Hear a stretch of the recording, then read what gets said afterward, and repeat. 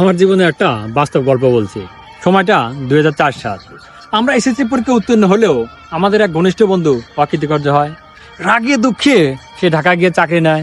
2 বছর পরে গ্রামে ফিরে এসে সে আমাদের বলে, তোরা পড়ালেখা করে কি করবি? তোদের পড়ালেখা শেষ করতে এবং চাকরি নিতে অনেক টাকা খরচ হবে। আর আমায় দেখ, আমি এখনই মাসে 5,000 টাকা আয় করছি। 8-10 বছর পরে সেটাকে 20,000 হবে। তোরা ঢাকা চল, তোদের চাকরি নিয়ে দেবো। তার এই কথাটা যুক্তি শুনেও আমি একটু পরে বলি, দোস্ত, আমি পড়ালেখা করব চাকরির জন্য না, সম্মানের জন্য। বিএমএ পাশ করার পর যদি আমি চাকরি নাও পাই, তবে সনদপত্র আমি ক্ষেতের আইলে রেখে কাজ করব। তখন মানুষজন ভাববে এই আইলে একজন শিক্ষিত মানুষের সনদপত্র রাখা আছে, এখান দিয়ে না গিয়ে পাশ দিয়ে হেঁটে যায়। আমি শুধু এই সম্মানটার জন্য পড়ালেখা করব, অন্য কোনো কিছুর জন্য না। এই গল্পটা এখন আমাকে অনেক অনুপ্রাণিত করে, কারণ জীবনের সবকিছুর চেয়ে শিক্ষা মর্যাদা বড়, অনেক বড়।